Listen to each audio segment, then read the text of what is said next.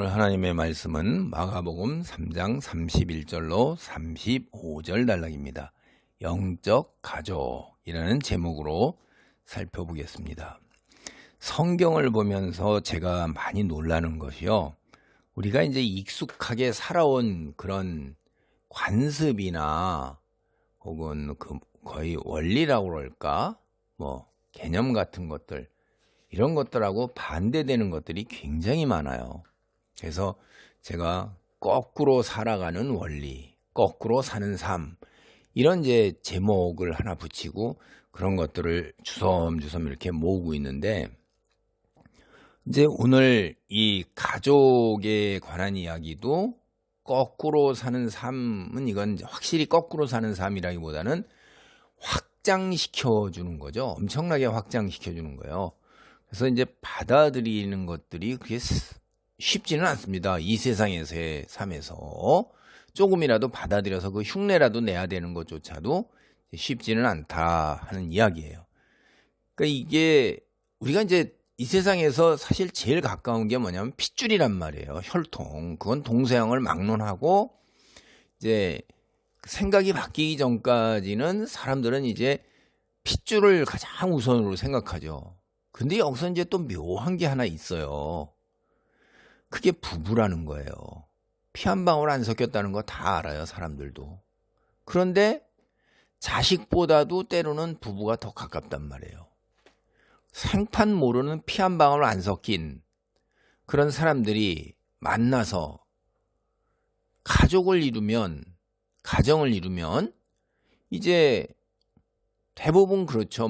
부모보다도 부부가 더 가까운 거고 자식보다도 부부가 더 가까운 거예요. 그럼 부모나 자식은 피 섞였단 말이에요. 피가 섞였어요. 그러니까 혈연이고 혈통이란 말이에요. 이게 얼마나 끈적한 겁니까? 그런데 또 부부는 피 한 방울도 안 섞였는 생판 모르는 남이 이제 중요한 게 여기서 하나 있어요. 관계예요, 관계. 부부라는 관계. 부부라는 관계가 성립되었을 때 이 관계가 계속해서 깊어지고 발전할 때 혈통, 핏줄을 넘어선다는 거예요, 이게. 이게 이제 제가 오늘 성경에서도 볼 수 있는 진리인 겁니다. 하나님과 우리가 피가 섞였나요? 아니잖아요. 그렇죠? 그런데 하나님은 우리를 내 자녀요, 내 백성이요, 내 소유라고까지 말씀을 하세요. 내 것이라 이런 얘기를 한단 말이에요.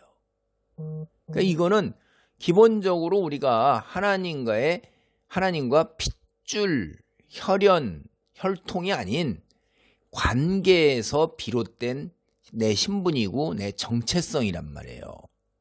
그래서 신분은 이제 내가 느끼는 거고 나의 정체성 내가 느끼는 거고 다른 사람들이 나를 볼 때 이제 나의 그 정체가 무엇이냐 하는 거를 신분으로 혹은 역할이 뭐냐 하는 거에서 신분에서 이제 내가 해야 될 일 같은 것들이 드러나는 거죠. 그래서 신분과 정체성은 사실은 손바닥과 손등과 같은 의미입니다. 이게 중요한 게 관계라는 거예요, 여러분.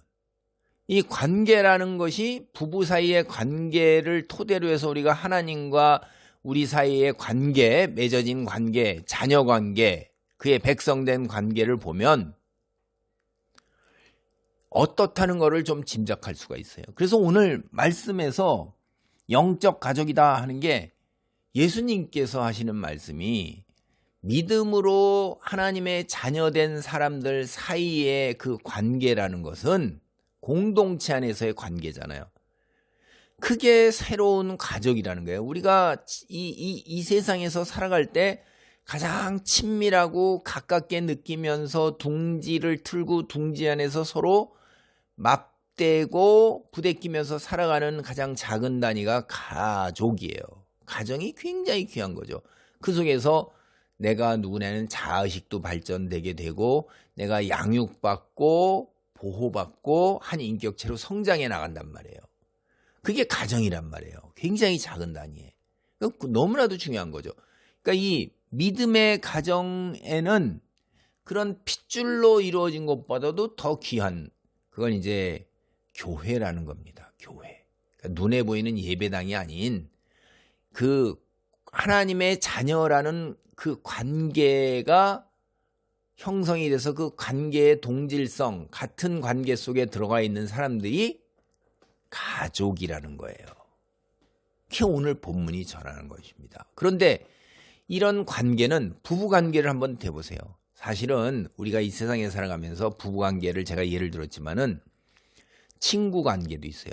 우정도 있고 직장에서의 혹은 어떤 조직에서의 동료애도 있어요. 그렇죠? 자기 조직 안에 들어있는 것. 직장도 있고 또 학교 다니는데 거기도 있고 또 지역사회에서 같은 지리적 인연으로 해서 맺어진 것도 있고 그다음에 같은 취미생활하는 동호회에서 이런 것들은 다 뭐냐면 관계로 맺어지는 거예요. 그런데 이런 관계가 얼마나 깊어지냐 하는 것은 그 사람들이 서로 간에 얼마만큼 깊은 관계를 맺어서 형제 이상으로 가까워지느냐 하는 것은 얼마나 발전되느냐 하는 거예요. 시간이 걸리는 거고 많은 경험, 같이 먹고 자고 웃고 울고 이런 많은 추억을 삶의 여정을 쌓아가면서 그런 관계들이 굉장히 깊어지는 거죠. 물론 저는 이런 거 부부 사이의 관계 이런 것도 정상적인 걸 얘기하는 거예요. 하나님과 우리가의 사이의 관계도 정상적인 거 얘기하는 거지 양다리 걸친 관계 이건 관계가 발전할 수가 없는 거예요. 그거는 삐뚤어진 관계죠. 그래서 정상적인 관계 속에서의 부부관계를 여러분 보면 부부는 정말로 생판 모르는 사람들이 만나가지고 인격체가 서로 다른데도 너무나도 소중한 존재고 모든 것을 헌신하고 바칠 수 있는 정말 그리고 그 반쪽이 있음으로 인해서 삶의 즐거움이 있고 그 다음에 여백이 메꿔지면서 너무나도 참 귀하고 고마운 존재가 되는 거죠. 삶의 의미도 거기서 찾게 되는 거예요. 그래서 여러분이 이것을 빗대어 보면 성경에서 그래서 부부관계하고 하나님과 우리의 관계 하나님 자녀된 백성된 우리의 관계를 이게 빗대어서 얘기하는 거예요. 이게 창세기서부터 얘기하고 뒤에 갔을 때 에베소에서도 얘기하는 것들이 그래서 이게 하나님과 우리 사이의 관계를 부부관계에다 이렇게 빗대나 보다 하는 그런 이야기를 아주 이게 심오하고도 신비한 게 많습니다. 그런 거예요. 우리가 살아온 경험에 비추어서 영적 진리를 어느 정도 비추어서 조명해 볼 수가 있는 거죠. 네, 오늘 이 마가복음 3장 31절로 35절이 그래서 새로 탄생된 새로운 개념을 우리가 받아들이는 게 너희가 가족이다 하는 거예요.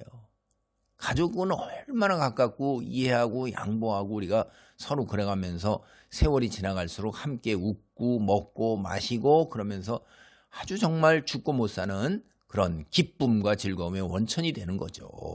그러니까 교회 공동체가 그렇게 꿈꾸면서 나아가야 되는 것이고 예수님이 세상의 모습을 다시 드러내시는 날 재림의 날이라고 흔히 얘기하는 그때 여호와의 심판 이후에는 이런 것들 관계만이 남습니다. 엄청나게 축복이고 은혜고 감사하고 기쁨이죠 이게. 그러니까 이 세상에서도 그것을 모형으로 교회 공동체에서 천국을 조금 맛볼 수가 있는 것입니다. 그것은 우리가 귀한 영적 진리이고 오늘 다시 얘기를 해요. 그래서 이 3장 20절로 35절이라는 그 한 단락을 더 크게 보면 31절로 35절이 들어있죠. 먼저 20절에서 21절까지 예수님께서 육신의 가족을 얘기를 해요. 육신의 가족. 그게 이거예요. 집에 들어가시니 무리가 다시 모임으로 식사할 겨를도 없는지라 예수의 친족들이 듣고 그를 붙들러 나오니 이는 그가 미쳤다 함 일러라. 그러니까 예수의 친족은 여기서 가족이에요. 그런데 그 이후에 3장 22절로 30절이 이제 더 강한 자 대신 예수께서 우리를 사탄의 노예에서 해방시킨다는 이야기를 하셔요. 그러니까 예수님이 더 사탄보다 더 강한 자라는 얘기를 해요. 그리고 나서 다시 나오는 것이 뭐냐면 가족 이야기예요. 오늘 본문 31절로 35절 예수님의 영적 가족. 그리고 영적으로 고엘 빚을 대신 갚아주는 가까운 친족이 고엘이잖아요. 죄의 빚을 우리가 사탄에게 졌어요. 죄에 매였어요. 그러니까 그 빚을 예수님이 생명으로 대신 갚아주고 우리를 사탄에게서, 죄에게서 해방시키잖아요. 그게 고엘이란 말이에요. 영적으로. 그러니까 우리가 예수님의 영적 가족이다 하는 이야기를 해서, 앞에서는 육신의 가족, 뒤에서는 영적 가족, 가운데 뭐예요? 강한 자인 예수께서 사탄으로부터 해방시켰다 하는 이야기를 하는 겁니다.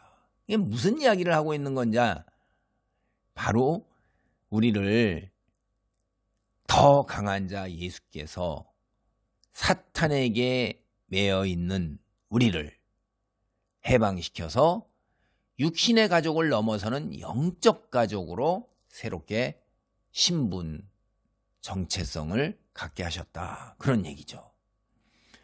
자, 여러분, 이게 이제 제가 오늘 읽은 그 글에서 예수를 보고 미쳤다 이렇게 이야기하잖아요. 미쳤다.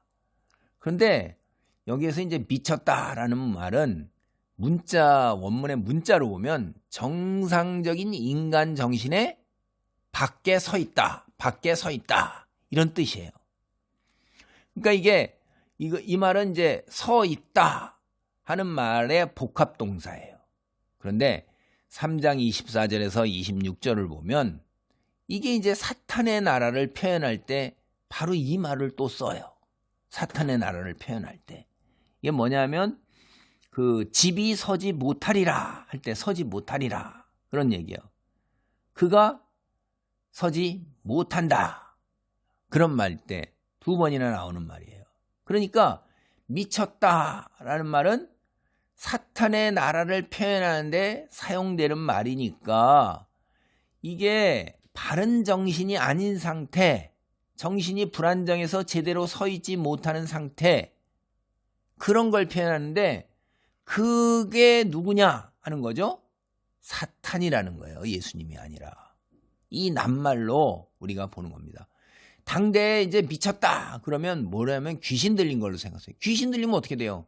바로 서지 못하잖아요. 정신 밖에 서 있으니까. 그 귀신이 누구예요? 사탄의 졸개잖아요. 그러니까 지금 여기 미쳤다라고 가족들이 그렇게 생각하는데 사실 미친 게 누구죠? 사탄이에요. 정신이 불안정해서 제대로 서 있지 못하는 사람이 누구냐 이 말이에요. 사탄이라는 거예요. 그런 이야기를 하고 있는 것입니다. 그런 말들이 뭐냐면 예수님 보고 육신의 가족들이 와서 미쳤다 이런데 다음에 나오는 이야기가 뭐냐면 더 강한 자가 누구냐? 예수께서 바알세불에게 붙들려서 귀신들을 쫓아낸다 이렇게 얘기하잖아요. 귀신 얘기, 사탄 얘기하는 거예요. 근데 예수님께서 뭐라고 그래요? 더 강한 자가 사탄을 결박을 하고 그 다음에 세간을 다 강탈해 나간다 하는 얘기를 하잖아요.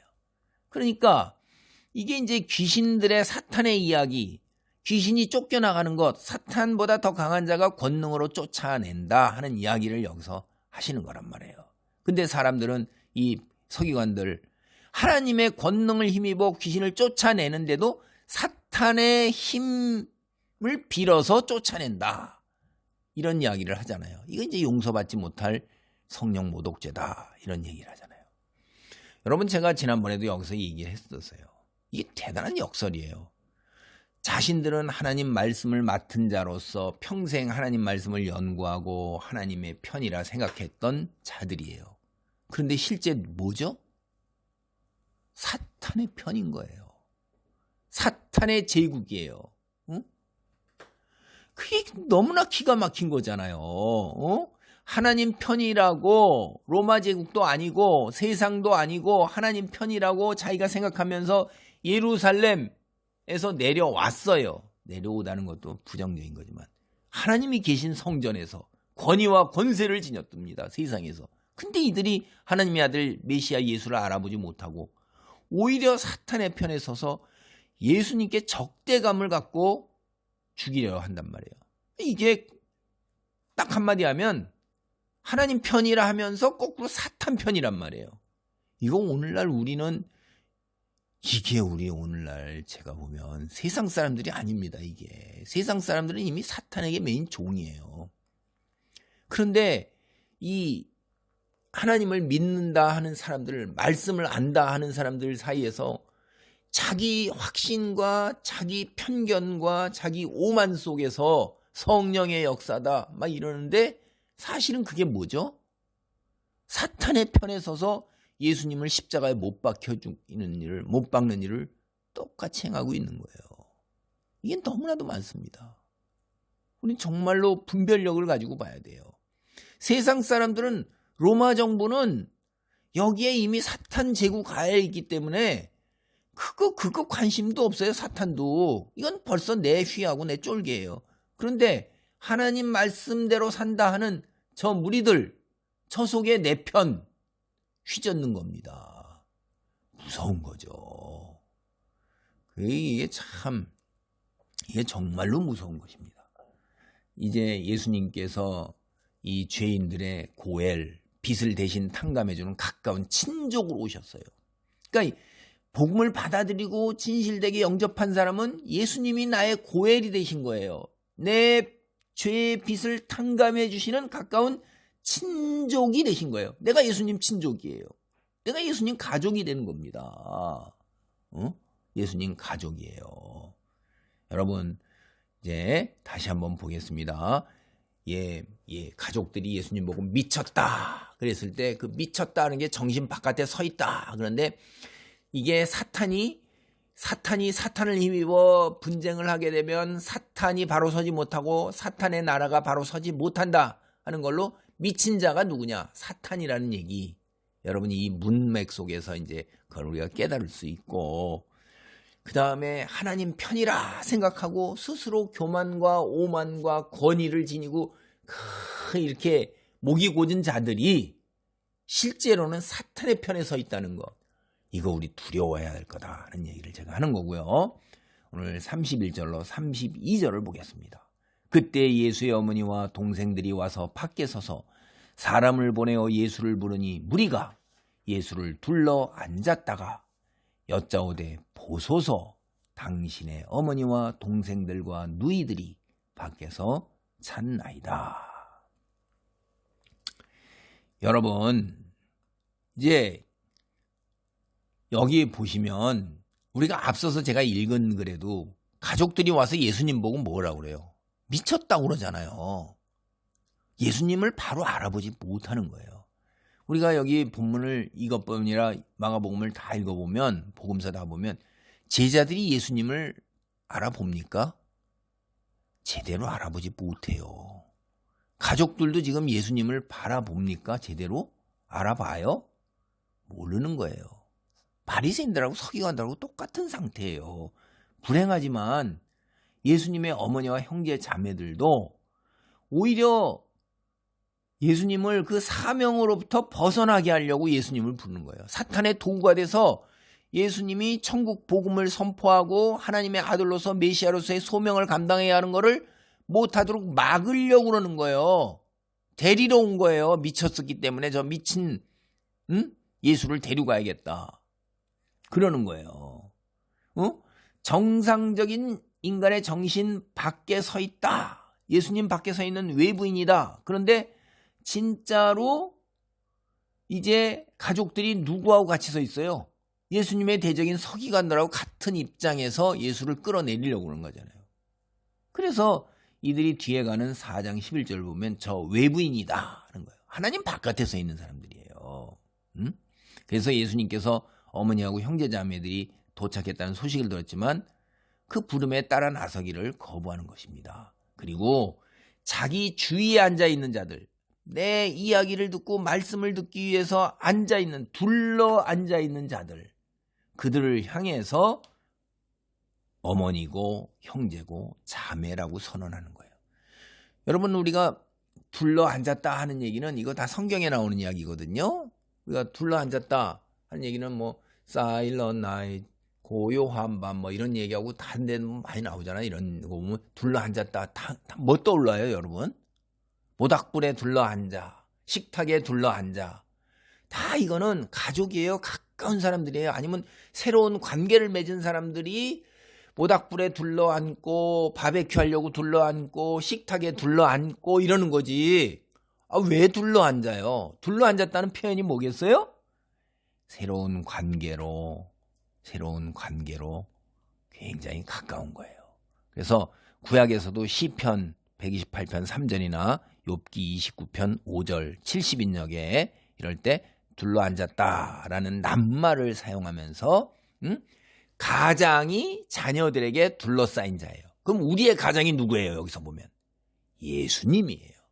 예수님이 우리의 새로운 가장이고 그 둘레에 다 예수님의 가르침을 경청하게 해서 둘러앉은 거예요.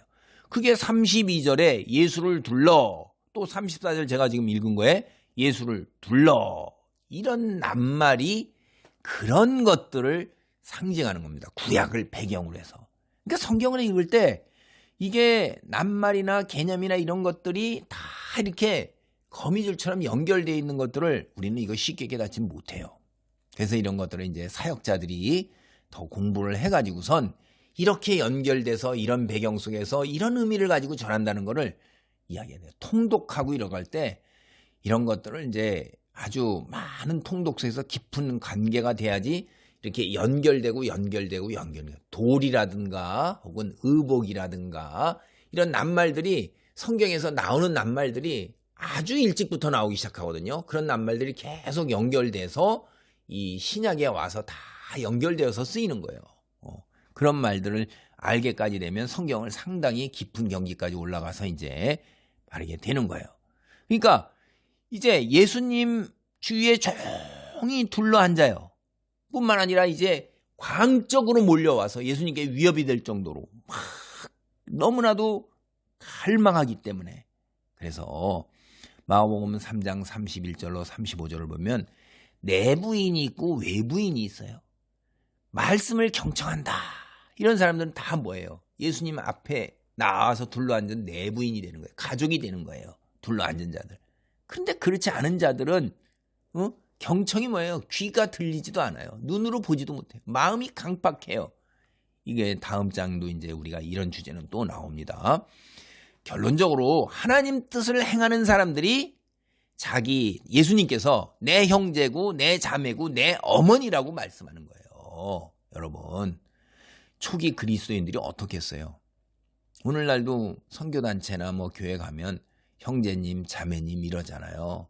이 형제자매라고 입술에 말린 게 아니라 진짜 이런 것을 배경으로 해서 새로운 가족이라는 거예요. 이게 그냥 입술로 달고 호칭으로 형제님, 자매님 그렇게 입 표면에서만 나온다면 이 의미를 잘 모르는 거죠. 새로운 가족이라는 그림, 이게 종말의 시대의 도래인 거예요. 종말의 시대. 이게 뭐냐?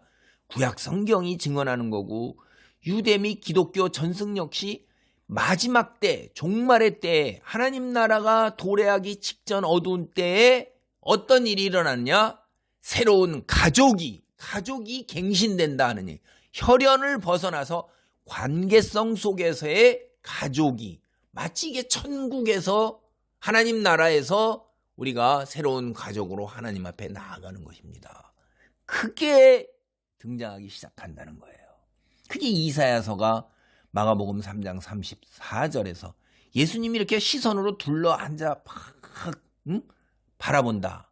이게 이사야서의 시선 이미 얘기합니다. 시온은 눈을 들어 주위를 둘러보면서 그의 자녀들이 자기에게로 돌아오는 것을 보라. 이렇게 하고 권고를 받는다는 거예요. 둘러본다 하는 말. 이거 시선. 다 이게 그 이사야서의 본문에 다 포함되어 있는 것들입니다. 근데 여기에 또 하나 새로운 차원이 추가가 됩니다. 예수님이 둘러앉은 자들을 바라보는 그 시선은 창조적인 시선. 그러니까 종말에 가족이 새로 이루어진다, 가족이 바뀐다 하는 그것을 갖다가 이야기하는 것뿐만이 아니라 실제로 그것을 존재하도록 창조해 내고 있는 예수님의 시선이 그걸 창조해 내는 거예요. 사역을 그래서 그렇게 이루어 가도록 하시는 것입니다. 어떻게 해요? 사람들을 사탄에 매여 있는 자들을 해방시켜요. 고엘로서, 영적 고엘로서 회복시키니까 누가 됐어요? 이제 그 사람들은 사탄의 메인 자들이 아니라 누구에게 메인 자예요? 비유로 하면 하나님께 메인 자고 예수님께 메인 자예요. 그래서 뭐라고 그러셔요? 이 성경을 보면 너희가 내 소유가 되겠고, 출애굽기 19장 5절이에요. 이사야서 43장 1절 보면 이렇게 해요. 너는 두려워하지 말라. 내가 너를 구속하였고 내가 너를 지명하여 불렀나니 너는 내 것이라. 소유권을 확보한 거예요. 사람에 대한 소유권. 우리는 하나님의 사람, 하나님의 백성, 하나님의 자녀, 하나님의 것이에요. 그러니까 예수님이 둘러앉은 자를 착 둘러봤을 때 가장으로서, 영적 가장으로서, 영적 고엘로서 영적 자녀들을 둘러보는 거예요. 사탄? 아무것도 아닙니다. 예수님이 더 강하잖아요.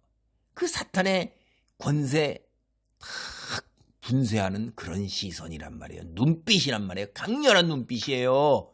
여러분 그거 느끼세요?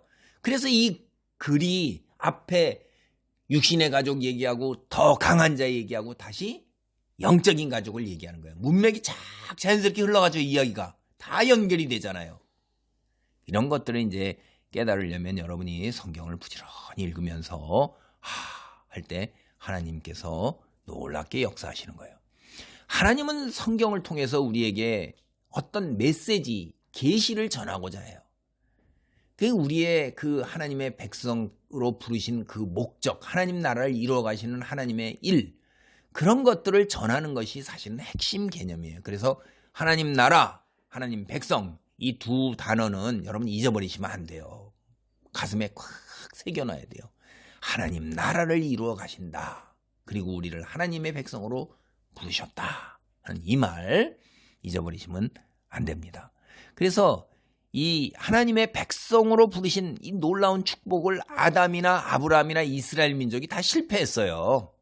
그들은 하나님의 백성으로서 살지를 못하고 사단에게 매여가지고선 육체의 소욕을 이루는 현세적인 삶, 육체의 메인 삶만 사는 거예요. 이 잠깐 사는 인생 여정 이후에 영원한 시간이 있는데 그 영원한 시간을 기다리지 못하는 겁니다. 인내가 굉장히 중요한 겁니다. 오늘 말씀을 정리합니다. 하나님의 백성은요, 하나님 말씀을 따르고 순종하는 것, 이걸 다르게 표현하면 하나님을 믿고 의지하고 따르는 거예요. 어떤 경우든 고통이 있고 그 탄압이 있을 때라도, 내게 환난이 있을 때라도 이후에 최후의 승리는 우리 것이고 하나님이 모든 것이 합력하여 선을 이룬다. 그럼 내가 믿는 거예요. 지금 눈에는 안 보이더라도, 이해를 못하더라도 믿고 버티는 것입니다. 그게 믿음인 거예요. 근데 지금 당장의 유익을 우선으로 해서 양심이나 도덕이나 법 이런 것까지도 다 벗어나려고 드는 것, 이게 이제 육체의 소욕에 사로잡힌 자이고 세상 사람들이고, 사실 지배계층들은 자신들은 옛날부터도 보면 이런 것들 위에 있어요. 자기에게는 적용이 안 돼요. 자기가 지배하는 사람들에게만 엄격하게 갖다 적용하는 거죠. 그러나 하나님은 어때요? 하나님의 선포된 말씀은 융통성이 없어요. 일관돼요. 그냥 변개하지 않습니다. 그때그때 따라 달라요. 이따위 소리가 없다 이 말이에요. 죄송합니다. 그래서 그게 하나님의 정의고 공의라는 거예요. 누구에게나 남녀노소 인종차별 다 없이 똑같은 거예요. 만민평등이죠. 예수님께서는 오늘 혈통을 넘어 믿음으로 하나 되는 영적 가족을 말씀하셨는데, 이게 종말에 이루어질 일들이라고 구약성경이 다 이야기한 거예요. 그러니까 예수님께서 오셔서 그런 이야기를 했을 때 우리는 지금 어떤 시대를 살아요? 종말의 시대를 사는 거예요. 종말의 시대. 생물학적 혈통을 넘어서는 믿음의 가족, 이거는 관계를 토대로 해서 이해해야 되는 거예요. 그 좋은 관계가 우리 부부 사이의 관계, 우정, 직장의 동료의 등등 이런 관계를 토대로 해서 이해할 수 있고, 성경을 보면 하나님과 우리 하나님의 백성, 이건 아버지와 자녀, 왕과 신하, 주인과 종, 신랑과 신부, 이런 관계로 비유한 그것마다 다 뭐예요? 메시지를 전하고 있는 거예요. 뭐라는 얘기죠? 하나님께 충성을 다하고 일관되게. 그 다음에 신랑 뭐 이런 거 관계는 절개를 지켜라. 변함이 없어야 돼요. 주인과 종도 그런 거고 아버지와 자녀에선 따스함이 있어요. 내게 때때로 징계가 있더라도 부성애가 작용되는 그런 면들을 이제 이야기하는 겁니다.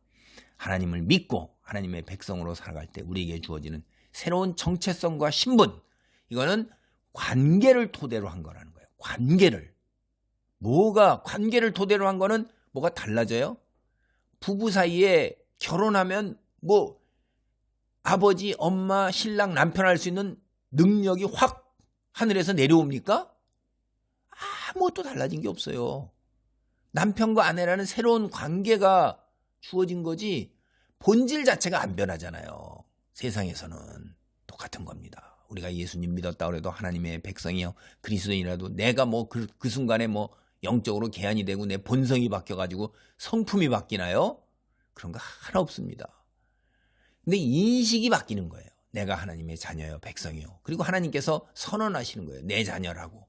우리도 부부 사이에 성혼선이 이루어지면 남편과 아내라는 선언이 있고 내가 남편이요, 아내라는 인식이 있잖아요. 그전에는 그게 없잖아요. 크게 달라지는 거예요. 그래서 그 달라진 인식을 바탕으로 해서 우리가 행동으로, 감정으로 나아가는 거예요. 그런 걸 다 뒷배경으로 해갖고. 그러니까 아는 것이 굉장히 중요한 것입니다. 여러분 하나님의 백성입니다. 그래서 우리가 이제 사랑의 띠로 하나가 되어서 우리가 이렇게 내가 의지적으로 감정적으로 하나님의 백성다운 삶을 살려고 선택을 해야 되는 거예요. 장차 완전하게 도래할 하나님 나라의 백성, 하나님 나라의 그 나라의 백성으로 우리가 이 땅에서 믿음의 형제자매들과 새로운 가족, 영적 가족 관계, 그 충만함을 누려야 돼요. 그건 내가 그렇게 적극적으로 나가야 되는 겁니다. 아내나 남편이나 다 자기의 요새 이제 안 좋은 것 중에 하나가 자꾸 권리와 의무 이런 얘기하는데 성경은 그런 얘기를 하질 않습니다. 내가 행해야 할 역할을 얘기를 하지 내가 이만큼 했으니까 내게 주어질 것 이거 달라. 이런 식으로 하나님 나라는 이루어지는 게 아니에요. 여러분, 내 역할, 내가 행해야 할 것들 하나님이 우리에게 일방적으로 자비와 긍휼을 베푸시는 거지. 하나님이 권리와 의무를 찾으면 우리는 다 하나님 앞에 쓸 사람 하나도 없는 겁니다. 형제를 뜨겁게 사랑하고 섬겨라 하는 예수님 말씀을 따르는 거예요. 그냥 그런 놀라운 능력, 권능 그 안에서 충만한 행복 이런 것들을 누리시기 바랍니다. 할렐루야. 하나님 감사합니다. 2026년 새해에 우리를 아버지 영적 고엘로서 우리의 죄를 대신하여 아버지 하나님이여 사탄의 매인자를 다 해결해 주신 주님, 생명으로 죄값을 치르시고 우리를 아버지 하나님이여 하나님의 가족이 되게 하신 아버지 하나님, 예수님의 형제 자매로서 우리가 이 땅을 살아갈 수 있도록 주여 우리를 하나님의 아들이라 부르시는 주님 너무나도 감사합니다. 귀가 열리고 눈이 열리고 혀가 열리고 마음이 뜨거워져서 이 땅에서 복음의 씨앗을 뿌리며 거룩한 삶으로 생명의 씨앗을 심어가는 놀라운 삶의 여정이 되게 하옵소서. 세상의 것들 육체의 소욕에 집착하지 아니하고 넘어서는 그런 것부터 자유하는 놀라운 해방인의 삶을 살게 하소서. 할렐루야. 예수 그리스도 이름으로 기도하옵나이다. 아멘.